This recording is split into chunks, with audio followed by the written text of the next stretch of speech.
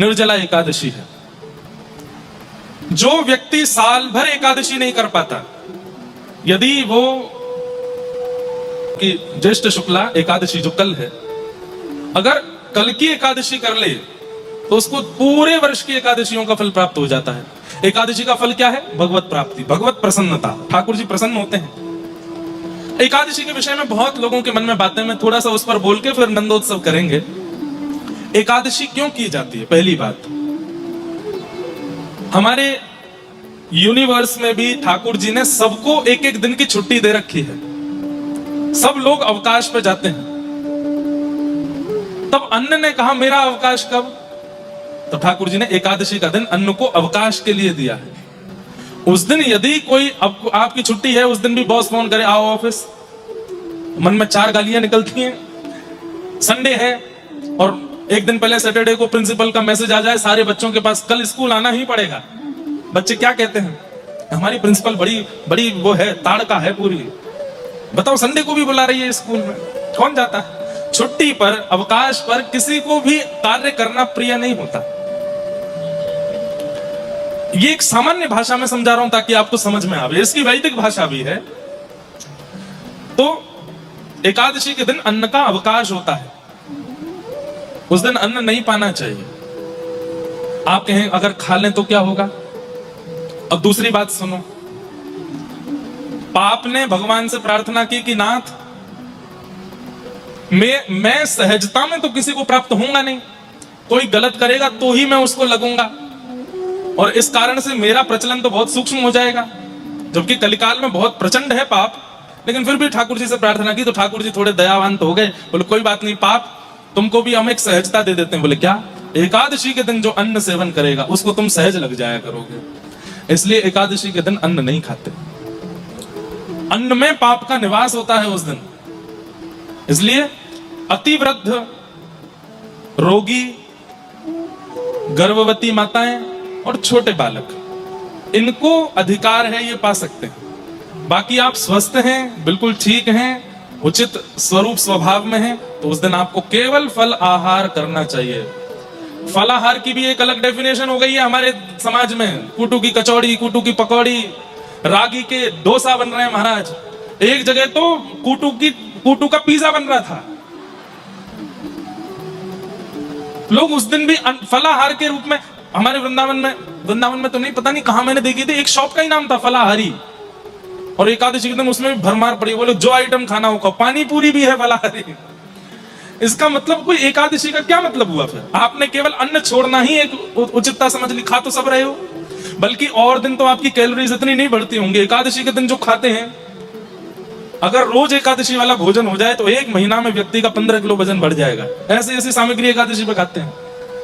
फल आहार मतलब केवल फल खाइए, थोड़ा पेट को भी रेस्ट मिलता है, आपका लिवर, ये भी एक साइंस के थ्रू, हमारे शरीर की भावना के थ्रू भी एक अच्छी बात है कि एक दिन आप कुछ खाते नहीं, केवल पानी और फल ही लेते हैं, शरीर को भी अच्छा लगता है। और आध्यात्मिक रूप से वैष्णवों की करवा चौथ है एकादशी। जैसे पत्नी अपने पति के लिए व्रत करती है, ऐसे समस्त वैष्णव जन ठाकुर जी के लिए व्रत करते हैं, ठाकुर जी की प्रसन्नता के लिए व्रत करते हैं। एकादशी पर व्रत करना चाहिए। लेकिन यदि येन केन प्रकारेण आप साल भर एकादशी नहीं कर पाए हैं या नहीं कर पाते हैं, तो कल जो एकादशी है, निर्जला एकादशी, इसको तो निश्चित करना चाहिए। हम तो पहली बार एकादशी तो करते हैं, पर पहली बार कल बिना जल की भी एकादशी करने की सोच तो रहे हैं। वैसे नीलाचल धाम में अलाउ नहीं है एकादशी। अच्छा, इसके पीछे भी कारण है। लोग बाग कहते हैं पीछे एकादशी उल्टी टंगी है, एकादशी ऐसी, ये सब बातें बोलते हैं लोग बाग, लेकिन मूल बात सुनिए कि जगन्नाथपुरी में एकादशी क्यों नहीं होती। हम निर्जला एकादशी की बात कर रहे हैं, पानी यहां तो पिया जा रहा है चकाचक। नेक्स्ट सुनो तो कथा सुनो। श्री जगन्नाथपुरी में एकादशी क्यों नहीं करते? उसके पीछे बहुत बड़ा एक कारण यह है कि एकादशी पर अन्न सेवन करने के लिए मना किया है। लेकिन महाप्रभु जगन्नाथ की रसोई घर में कोई और नहीं, स्वयं महालक्ष्मी विराजमान है, और उनके सामने जैसे ही अन्न आता है और उस अन्न का स्पर्श महालक्ष्मी कर देती हैं, तो वो महाप्रसाद बन जाता है। और उस महाप्रसाद में अन्न का दोष नहीं रहता। तो अन्न से जो दोष एकादशी के दिन लगता है, वो जगन्नाथ महाप्रभु का महाप्रसाद पाने से वो दोष नहीं लगता। क्यों? स्वयं लक्ष्मी सिद्ध कर रही है उसको। लक्ष्मी के हाथ से बना हुआ है, महाप्रभु जगन्नाथ जी का भोग लगा है, वहां जितने देवता हैं सबने भोग लगाया है। उसके बाद साक्षात बिमला देवी उसको भोग लगाती हैं। वो फिर अन्न कैसे रह सकता है? वो तो महाप्रसाद हो गया है। इसलिए जगन्नाथपुरी में एकादशी के दिन होटल में नहीं खा सकते, आप बाहर नहीं खा सकते, तो पाप लगेगा। मंदिर का महाप्रसाद पा सकते हैं। और स्कंद पुराण तो कहती है आकंठ पर्यंत, मतलब रोज यहां तक खाते हो तो एकादशी के दिन यहां तक खाना चाहिए। क्यों? जगन्नाथ महाप्रभु का वह प्रसाद पाने से एकादशी के दिन और मंगल होता है और आनंद होता है। आप जब महाप्रसाद लेते हैं ना, पहले उसको प्रणाम किया कीजिए, और हो सके तो उतने कण गिनिए। सोचो इतने गोविंद हैं और वे सब गोविंद हमारे भीतर जा रहे हैं, भीतर जाकर के व्यवस्थित हो जाएंगे। इसलिए जगन्नाथपुरी में एकादशी के दिन महाप्रसाद पाना चाहिए। वहां पर व्रत का विधान नहीं है। लेकिन आप प्रसाद पा रहे हो तो भी आप व्रत में ही हो, तो भी आपका व्रत चल ही रहा है। तो कल निर्जला एकादशी है। निर्जला एकादशी का नियम तो है कि आपको जल भी सेवन नहीं करना चाहिए। और कितनी देर नहीं करना चाहिए? वैसे तो एकादशी का नियम है कि 10वीं के दोपहर के भोजन के बाद से ही अन्न छोड़ देना चाहिए, और एकादशी को पूरे दिन फिर आहार सेवन नहीं करना चाहिए, और द्वादशी को पारणा का समय देख करके उचित आचार्य गुरुओं से पूछ के तब अन्न सेवन, ठाकुर जी का प्रसाद सेवन करना चाहिए। तो कल निर्जला एकादशी है। गर्मी तो बहुत ज्यादा है और निर्जला एकादशी गर्मियों में ही आती है। तो आप अगर हो सके तो फलाहार करिएगा, हो सके तो केवल जल पर रह करके कल रहिएगा, और यदि हो सके तो बेहोश मत हो जाना। बिना जल के करो तो कल का जो दिन है वो बहुत उचित है। हम लोग तो विचार कर रहे थे कल निर्जला करें, लेकिन हमको 4 घंटे बोलना पड़ता है स्टेज पर, गला सूखता है, वह भी सह लेंगे। लेकिन उससे भी बड़ा कल एक कार्य और है कि कल हमारा कटक के साथ फाइनल मैच है सुबह। 12 बनती है कि 12 बत्ती है? 12 बनती है, 12 बत्ती स्टेडियम में। पहले दिन तो वार्म अप मैच हुआ था बारिश में, उस दिन तो हम जैसे तैसे जीत गए थे। अब कल जो है हमारे ऊपर सुई लटकी हुई है, और कल सुबह 6 बजे से मैच है कटक के साथ। आप सब लोग भी आ सकते हैं उसमें, जो आना चाहे वहां पहुंच जाइए। और कल अगर हम जीत गए तो जगन्नाथ महाप्रभु की कृपा, और कटक जीत जाए तो समझ जाना हमारी कथा की कृपा। हमने ऐसी कथा सुनाई कि कटक वाले जीत गए। दोनों रूप में भलाई हमारी है। तो नियम ऐसा रखा है कि जब तक मैच चलेगा तब तक जल तो पिएंगे, फिर मैच से आने के बाद फिर कल निर्जला करने का भाव है। आप सब भी प्रयास करो। ये पावन महाप्रभु जी का क्षेत्र है और कथा चल रही है। अगर एकादशी का सुंदर भाव कर सको तो जरूर करना चाहिए। दूसरी सूचना कि कल 11 बजे आपके कटक में श्री श्री यूनिवर्सिटी है, वहां पर थोड़ी देर का कुछ सेशन है वृंदावन के ऊपर, वहां के बच्चों के बीच में। वहां पर भी सबको आने की अनुमति है।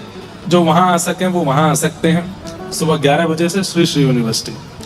तीसरी सूचना, कल हमारे परम पूज्य प्रातस्मरणीय पूज्य पिताजी गुरुदेव भी कथा में पधार रहे हैं, और कल और परसों दोनों दिन वे यहाँ विराजेंगे। पर हमारे साथ पुरी भी जाएंगे। पुरी की कथा का प्रारंभ करा के फिर वो निकलेंगे। 2-3 दिन का गुरुदेव पर अवकाश था, तो 2-3 दिन के लिए यहीं आ रहे हैं। तो कल पूज्य आचार्य चरण पूज्य पिताजी गुरुदेव भगवान भी कल यहाँ दर्शन देंगे। उनकी यहाँ कथा हो चुकी है इसी मैदान में। कितने वर्ष हो गए? 10 साल हो गए? कितने साल हो गए यहाँ कथा हुए? 10 वर्ष हो गए। 10 वर्ष पहले पूज्य पिताजी की यहाँ राम कथा हुई थी इसी जगह पर। 16 वर्ष पहले हुई थी यहाँ राम कथा, और हमारे देवकीनंदन जी बैठे हैं, आपके द्वारा ही कथा हुई थी। और बड़े आनंद के साथ यहाँ 16,100 ब्राह्मणों ने पारायण भी किया था। और मुझे हमारे गुप्ता जी बता रहे थे जब एयरपोर्ट से लेके आए कि उसके बाद अब ही कथा हो रही है, या तो पिताजी की हुई या पुत्र की हो रही है। तो यहाँ पर यह कथा इस मैदान में हम सबको सुख मिल रहा है। बीच में एक बार पूज्य देवकीनंदन ठाकुर जी की भी यहाँ आपके ही परिवार के द्वारा हुई थी। तो ये सौभाग्य है कल पूज्य पिताजी महाराज भी आएंगे, उनका आशीर्वाद भी कल भी मिलेगा, परसों भी मिलेगा। परसों की कथा, विश्राम परसों ही है ना? हाँ, तो परसों की कथा का समय भी सुबह है। सुबह के सत्र में कथा होगी। आप सब लोग कितने बजे से है? 10 बजे से है ना? 10 बजे से हम आएंगे, आप तो 9 बजे आना। 9 बजे से आके यहाँ विराजमान हो जाइएगा। 10 बजे से लेके दोपहर 12-1 बजे तक कथा का क्रम करके फिर हम यहीं से नीलाचल वारे, अब बाद में गाएंगे। ये शुरू होते ही ये सब खत्म हो जाता है, फिर ये लास्ट में गाएंगे हम। फिर हम जाएंगे नीलाद्रीनाथ भगवान के पास और 27 तारीख से रोज सुबह 10 बजे फिर वहां कथा सुनाएंगे। 4 दिन, एक दिन कथा नहीं होगी, एक दिन केवल हम ठाकुर जी का अभिषेक दर्शन करेंगे। 29 को महाप्रभु जगन्नाथ जी का जन्मदिन मनाएंगे, जन्मोत्सव मनाएंगे बड़े भाव से। और संभवतः 29 तारीख को महाप्रभु जी का विश्राम दर्शन भी है, मतलब उसके बाद फिर 15 दिन दर्शन नहीं होंगे जगन्नाथ जी के। तो उस दिन अपने नेत्रों को सुख प्रदान करेंगे। ऐसा सब क्रम अब आगे का रहेगा, आप सब लोग इसका ध्यान रखिएगा। सुबह क्रिकेट में भी आ सकते हैं, श्री श्री यूनिवर्सिटी भी आ सकते हैं, कथा में तो आपको आना ही है। ये सब क्रम है। कल हम लोग कथा श्रवण कर रहे थे कि परीक्षित जी महाराज को सुखदेव जी ज्ञान उपदेश कर रहे हैं और श्री सुखदेव जी आज्ञा करके कहते हैं कि राजन परीक्षित, तुम भक्ति की कामना करो, मुक्ति की नहीं, क्योंकि मुक्ति तो भगवान नाम अंतिम समय में लेने से भी प्राप्त हो जाएगी। और मुक्ति का मतलब है मृत्यु के बाद भगवान का दर्शन, भक्ति का मतलब है जीते जी भगवान का दर्शन। तुम तो भक्ति मांगो। हम सबने एक कहीं ना कहीं ये बात मन में रखी है कि हम सब मृत्यु के बाद ठाकुर जी का अनुभव करना चाहते हैं। नहीं, जीवित अवस्था में, प्राण तन में है, उसी अवस्था में हमको ठाकुर जी का अनुभव करना है। ये उद्देश्य आपका होना चाहिए। मृत्यु के बाद क्या पता कि हमको कहां जाना पड़े। युधिष्ठिर को 1 सेकंड के लिए, 1 क्षण के लिए नरक दर्शन करना पड़ा था। और जब उन्होंने पूछा कि मेरे जैसे धर्मात्मा को नरक क्यों आना पड़ा, तो बोले तुमने झूठ बोला था, अश्वत्थामा हतः। अश्वत्थामा, अरे युधिष्ठिर बोले भगवान ने कहा था मुझे कि तुम बोलो, इस वजह से मैंने बोला था। भगवान प्रकट होकर के बोले मैंने कहा था कि अश्वत्थामा हतः, केवल इतना बोलो, नर नहीं मरा है, हाथी मरा है, ये बोलने की क्या आवश्यकता थी। इसलिए मेरी आज्ञा परिपूर्ण ना मानने से आपको क्षणिक पाप लगा, इसलिए आपको थोड़ी देर के लिए नरक आना पड़ा। सोचिए, इतना सा झूठ बोलने के लिए भी उनको 1 क्षण के लिए नरक में जाना पड़ा, तो मैं और आप तो कैसे बचेंगे। इसलिए खूब भजन करो, खूब जप करो, खूब कथाएं सुनो, खूब ठाकुर जी का मंगल यश गान करो, खूब मधुर दर्शन करो, महाप्रसाद सेवन करो, किसी के साथ बुरा मत करो, छल मत करो, कपट मत करो, सबके प्रति प्रेम भावना रखो। क्योंकि संसार में हिसाब बराबर अच्छे से होता नहीं है। यहां से जाने के बाद कुछ ज्यादा ही अच्छे से हिसाब बराबर किया जाता है। और हिसाब बराबर हो ना हो हमें उससे मतलब नहीं, लेकिन ठाकुर जी से वंचित हो जाते हैं। इसलिए मुक्ति की याचना से जीवन मत जीजिए, भक्ति की याचना करो और अपनी जीवित अवस्था में ठाकुर जी को इन नेत्रों से देखना है, ये उद्देश्य जीवन में धारण करो।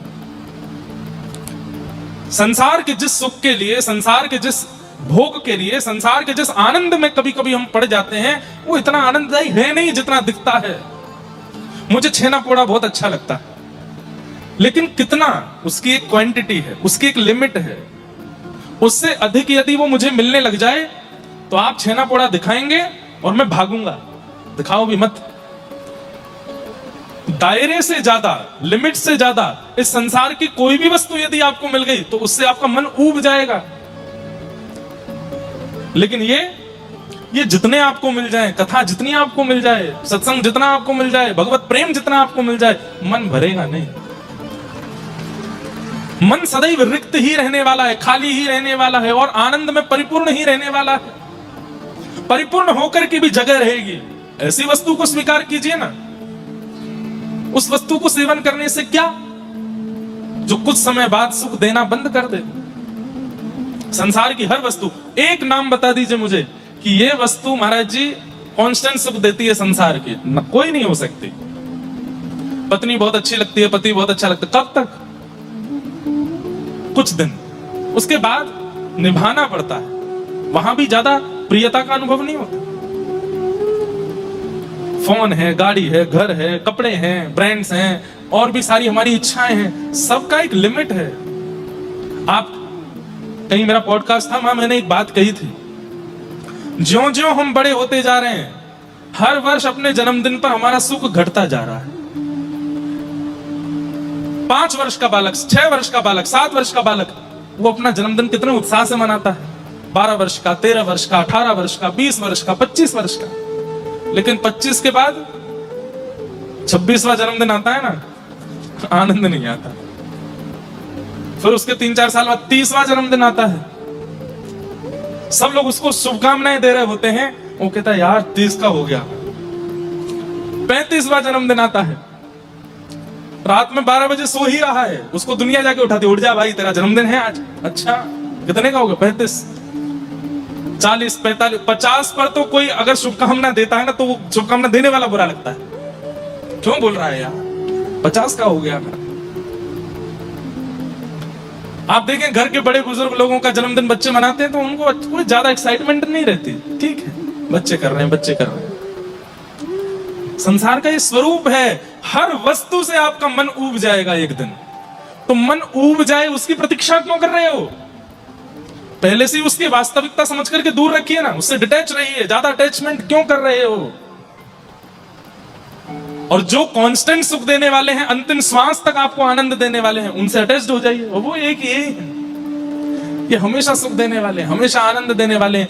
ये जब जीवन में आ जाते हैं, कोई पीड़ा भी देता है ना, तो अनुभव भी नहीं होता, पता भी नहीं चलता।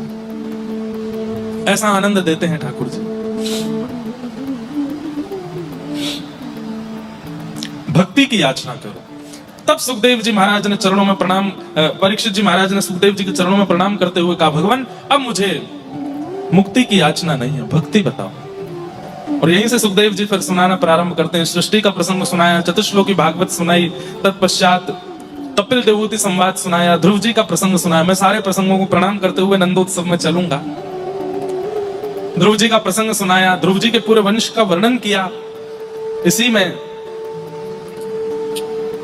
रहुगण राजा और जड़ भरत जी का प्रसंग आया। कई लोग आते हैं और वो मुझसे प्रार्थना करते हैं, बोल महाराज जी हमारे अंदर भक्ति कैसे आवे, प्रेम लक्षणा भक्ति कैसे बढ़े, कृपा कर उसका कोई निधान बताइए, कोई उपाय बताइए। मैं सबसे कहता हूं कि कथा में मैं सारी बातें बताता हूं, वहां सुना कीजिए। लेकिन फिर भी आपको चाहिए कि नहीं, एक कोई ऐसा विषय बताइए जिससे भक्ति चित्त में बढ़े। तो रहुगण, वैसे तो भागवत का हर प्रसंग अद्भुत है, लेकिन रहुगण महाराज को जो जड़ भरत जी बता रहे हैं, इसको बहुत ध्यान से सुनो। प्रेम लक्षण भक्ति यदि चित्त में प्रकट करना चाहते हो, ठाकुर जी के प्रति प्रेम और बढ़े, उसके लिए क्या करना चाहिए?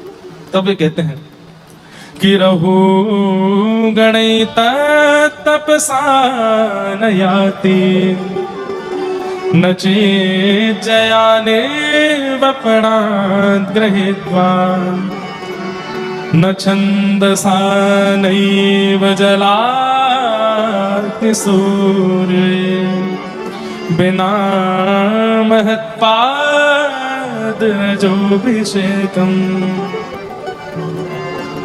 जड़ भरत जी महाराज रहुगण से कहते हैं कि रहुगण यदि ठाकुर जी के चरणों में प्रेम लक्षण भक्ति करना चाहते हो, ज्ञान पूर्वक भक्ति करना चाहते हो, संसार में वैराग्य पूर्ण रहना चाहते हो, तो उसके लिए रहुगण तपसा न याति, तपस्या से यह संभव नहीं है। न चित जया, यज्ञ करने से भी यह संभव नहीं हो पाएगा। नैव जलाग्नि सूर्यो, ना ही सूर्य को जल देने से, ना ही वेद अध्ययन करने से, ये सब करने से आपके मन में प्रेम लक्षण भक्ति प्रकट नहीं हो सकती। तो बोले फिर कैसे हो सकता है? बोले बिना महत्पादरजोभिषेकम्।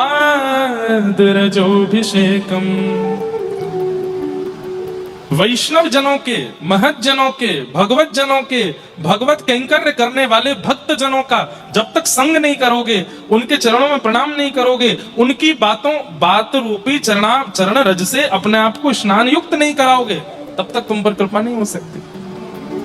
वैष्णव संग करना पड़ेगा, हरिजनों का संग करना पड़ेगा, हरिजनों को प्रणाम करना पड़ेगा। अब हरिजन कौन है? अरे हम तो कहते हैं जिसके माथे पर उर्दपुंड दिख गया, गले में कंठी माला दिख गई, आप निर्णय मत कीजिए कि ये ढोंगी है, पाखंडी है, ऐसा है वैसा है, आप उसको फिर भी प्रणाम करो। भक्तमाल जी प्रमाण देती हैं इस बात का। वैष्णव भेषधारी कोई भी हो, आप उसको प्रणाम ही करो, उसके प्रति सद्बुद्धि ही रखो। अगर वो कुछ गलत करता है तो उसका निर्णय ठाकुर जी करेंगे, उसका समाधान ठाकुर जी करेंगे। हाँ, महापाप की स्थिति में आता है तो फिर जनता भी नहीं छोड़ेगी उसको, लेकिन उसका न्याय ठाकुर जी करते हैं। पर हमें चाहिए कि उसमें सद्बुद्धि रखें। वैष्णव संग, वैष्णव वचनों का पालन ही एकमात्र तरीका है भगवत प्रेम को चित्त में प्रकट करने का। इसलिए महत जनों के, वैष्णव जनों के, भगवत जनों के वाणी का खूब अक्षरशः पालन करो, खूब उनका सम्मान करो, खूब उनको वंदन करो, खूब उनको प्रणाम करो। उनकी कृपा से ही भगवत प्रेम प्राप्त हो सकता है। एक कथा आती है, श्री गिरिराज जी की तलेटी में हमारे व्रजमंडल में एक व्यापारी रहता था। वो श्रीनाथ जी के दर्शन मंदिर कभी नहीं जाता था, लेकिन उसको पता चल गया था कि लोग बाग खूब भक्त हैं, तो मंदिर से कोई भी व्यक्ति आता था तो उससे पूछ लेता था आज भगवान का श्रृंगार कैसा है, तो कहते नीले वस्त्र हैं, मोतियों की माला है, ऐसी पाग है, ऐसे कुंडल हैं, ऐसे कड़ूले हैं। तो वो एक पेड़ के नीचे बैठ करके बढ़िया लच्छेदार वाणी में सुंदर सुंदर बातों में सजा करके उस विषय को सुनाता था, और खूब सारी भीड़ उसको सुनने के लिए आती थी। बोला आज भगवान ने नीली पोशाक पहनी है, आज ऐसे मोतियों की माला पहनी है, ऐसे कानों में कुंडल पहने हैं, जबकि वो स्वयं कभी दर्शन करने नहीं जाता था, केवल आते जाते लोगों से सुन लेता था। एक बार श्री भक्तराज सूरदास जी महाराज निकले, उन्होंने जब उसकी वाणी सुनी तो वे समझ गए ये लटके झटके करके बोल रहा है, लेकिन स्वयं दर्शन नहीं करता है ठाकुर जी के। लोगों को आकर्षित करने के लिए, भ्रमित करने के लिए, अपना दास बनाने के लिए बस बोल रहा है, स्वयं दर्शन नहीं करता ठाकुर जी का। तो सूरदास जी उसके पास जाकर के बोले, सेठ जी बहुत अच्छी कथा करते हो आप तो सब कृपा है। अच्छा, श्री जी बाबा के दर्शन कब से नहीं किया आपने? सीधे पूछा। सूरदास जी के तो नेत्र नहीं है, लेकिन उनको सब दिखता था। तो वो बोलता था मैं तो आज सुबह ही करके आया। बोले थोड़ा और सच बोलो। अब आपसे क्या, कल रात को किए थे। बोले थोड़ा और सच बोलो। कल राजभोग में किए थे। बोले अब तुम अच्छे से सच बोल ही दो ना, कब किए थे? बोले अब आपसे क्या छुपाऊं, एक सप्ताह पहले किए थे। बोले सुनो अब भी तुम झूठ बोल रहे हो, सच बताओ दर्शन कब किए थे? अंत में उसने कहा मैंने 3-4 महीने से दर्शन ही नहीं किए। सूरदास जी बोले अब सच बोले ना। और यहाँ बैठ करके बढ़िया लच्छेदार वाणी में प्रवचन करते हो, दुनिया को जो है ठाकुर जी के बारे में बता करके ऐसा प्रतीत कराते हो कि तुम भगवान का नित्य दर्शन करते हो, और स्वयं जाते भी नहीं हो। चलो मेरे साथ दर्शन करने चलो। उसने कहा अभी नहीं, कल सुबह चलूंगा। बोले अभी चलो। और सूरदास जी उसका हाथ पकड़े और लेकर के गए दर्शन करने। अब इस पूरी कथा का सार क्या है कि जैसे ही सूरदास जी उसको लेकर के मंदिर के अंदर पहुंचे तो गर्भगृह में श्रीनाथ जी खड़े खड़े बोलने लगे, और श्रीनाथ जी प्रसन्न होकर के बोले आज तो मैं बड़ा राजी भयो हूं, आज तो मैं बड़े आनंद में आ गया हूं। क्यों? इतने परम वैष्णव को मेरे पास लेकर के आए हो, मैं तो यहाँ से बड़ा राजी है क्यों? तो सूरदास जी बोले जय जय, ये तो आपके दर्शन करवे भी ना आवे, ये तो आपको निहारवे भी नहीं आवे, और ऐसे के मंदिर में आवे पे आप इतने प्रसन्न रह रहे हो और बढ़ावा दे रहे हो आपको। तब ठाकुर जी बोले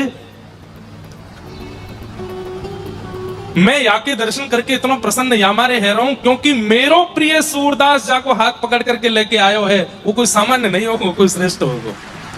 मैं जा सूरदास से प्रेम करूं, वो सूरदास कोई को लेकर के आयो है, तो भाई उसका स्वागत तो करना पड़ेगा ना। अब भाई कई बार ऐसा होता है हम सबसे नहीं मिल पाते, सबसे नहीं जुल पाते, कई बार कई जगह कथाएं भी नहीं दे पाते। लेकिन अब घर की कोई सदस्य का फोन आ जाए हमारे, जिनका मैं बहुत सम्मान करता हूं, जिनका मैं बहुत, बोले उनसे मिलना पड़ेगा। अब चाहे रात में नींद छोड़ के मिलना पड़ेगा ना। क्यों? हमारे घर का एक सदस्य बोल रहा है। या फिर कई बार मेरे क्लासमेट हैं जो मेरे संग पढ़े हैं, वो कभी कभी फोन करते हैं, बोले भैया हमारा एक फ्रेंड है वहां रहता है कटक में, उससे एक बार मिल लो। मैंने कहा मिलने में दिक्कत नहीं है, पर मेरे कार्यक्रम सुबह से शाम तक व्यस्त हैं, पर तुम्हारा फोन आया तो जैसे भी मिलेंगे मिल लेंगे। प्रिय का कोई प्रिय है तो उससे मिलने में, चाहे वो योग्य नहीं है फिर भी हम उससे मिलते हैं, चाहे वो योग्य नहीं है फिर भी हम उससे बात करते हैं। कई बार ऐसा भी होता है कि कहीं कथा होती है ना, तो किसी का फोन आता है घर से कि वहां एक अमुक नाम के व्यक्ति है, उनसे मिलना है। अब वो व्यक्ति ना तो कथा में आता है, वो व्यक्ति ना तो हमसे स्वयं पर्सनली मिलने आता है, वो व्यक्ति ना भीड़ भाड़ में आता है, बस वो बड़ी बड़ी जैक लगा के कि हमसे मिले हमसे मिले। और फिर नगर के लोगों से पता चलता है कि वो तो भजन भी नहीं करता, कथाओं में भी नहीं जाता, किसी संत महापुरुष का कभी सम्मान भी नहीं करता, वैष्णव संग भी नहीं करता, लेकिन अब उसने कहीं से फोन करवाया है, अयोग्य है। लेकिन हमारे किसी प्रेमी ने कहा इसलिए फिर भी हम उससे मिल लेते। ऐसे ही हम सब अयोग्य हैं। ठाकुर जी से मिलने वाला एक भी लक्षण नहीं है हमारे अंदर। लेकिन जब हम ऐसे आचार्यों के पास जाते हैं, ऐसे महत् पुरुषों के पास जाते हैं जो महाप्रभु जी को अति प्रिय हैं, और उनसे जाकर के कहते हैं कि आप थोड़ी कह दो, ये जब कहते महाप्रभु जी ये आया है दर्शन करने, तो भले ही वो अयोग्य हो, महाप्रभु अच्छा तुम लेके आए हो तो मिलूंगा, जरूर मिलूंगा, इसको तो मैं देखूंगा। इसीलिए मैं आज्ञा दिया करता हूं कथाओं में कि जगन्नाथ दर्शन करने जब भी जाओ, अकेले जाओ अच्छी बात है, परिवार के साथ जाओ बहुत अच्छी बात है, लेकिन यदि किसी वैष्णव के साथ जा सको तो उसमें भलाई है, क्योंकि उसको तो महाप्रभु जी देखते ही हैं, और जब उसके पीछे हम खड़े हो जाते हैं तो महाप्रभु जी की दृष्टि हम पर भी पड़ जाती है। अरे भाई कोई इत्र लगा करके आया हो और आप उसके बगल में खड़े हो जाओ तो सामने वाले को तो भ्रांति हो जाएगी ना कि इत्र लगाया किसने, दोनों में से खुशबू तो आ रही है। वही बात यहां पर जड़ भरत जी समझा रहे हैं, रहो गणित तपसा न याति, तपस्या से नहीं मिल सकता वो प्रेम, नचे जया यज्ञ से भी नहीं मिलेगा, निर्वपणा गृहीत्वा गृहस्थ के उचित नियमों करने से भी नहीं मिलेंगे, न छंदसा नैव जलाग्नि सूर्यैः, ना ही वो वेद अध्ययन से मिलेंगे, ना ही वो उपासना करने से मिलेंगे। कैसे मिलेंगे? बिना महत्पाद रजोभिषेकम। इसी का ट्रांसलेशन गोस्वामी तुलसीदास जी ने किया। क्या? श्री गुरु चरण सरोज रज निज मन मुकुर सुधार। अब यहां पर ऐसा नहीं कहा जा रहा है कि भाई महत्पुरुष संत जनों की चरण रज को इकट्ठा कर लो, उससे स्नान करो, उसको सिर पर डालो, नहीं, उनके संग को ही उनकी चरण रज कहा जा रहा है। उनकी वाणी का पालन ही उसी को ही संग कहा जा रहा है। वर्णो रघुवर विमल यश जोदायक फलचार। गोस्वामी तुलसीदास जी ये बात अपने लिए कह रहे हैं कि मेरी सामर्थ्य नहीं है, गुरुजनों की कृपा से मैं अपनी मन बुद्धि को पवित्र करके राघव जी का सुंदर चरित्र लिख रहा हूं। बुद्धिहीन तनु जान के सुमिरौ पवन कुमार। मैं बुद्धिहीन हूं ऐसा मान करके हे हनुमान जी महाराज आप मुझ पर कृपा करें। बल बुद्धि विद्या देहु मुहे हरऊं कलेश विकार। कभी ना अवसर मिले, जितने युवा बैठे हैं यहाँ पर मेरी बात बहुत ध्यान से सुनना, कभी अवसर मिले तो हनुमान चालीसा का पाठ मत कीजिएगा, एक एक चौपाई पढ़ के उसका अर्थ देखिएगा, इसलिए लिखा क्या है, इसका भाव क्या है, यहाँ गोस्वामी जी कहना क्या चाह रहे हैं। इतना आनंद आएगा आपको, आप कहेंगे कि भाई मैं 25 वर्ष का हो गया हनुमान चालीसा करते करते, लेकिन जो सुख अर्थ पढ़ के हनुमान चालीसा आप हनुमान चालीसा करेंगे नेत्रों से आंसू गिरने लगेगा। ऐसी है हनुमान चालीसा।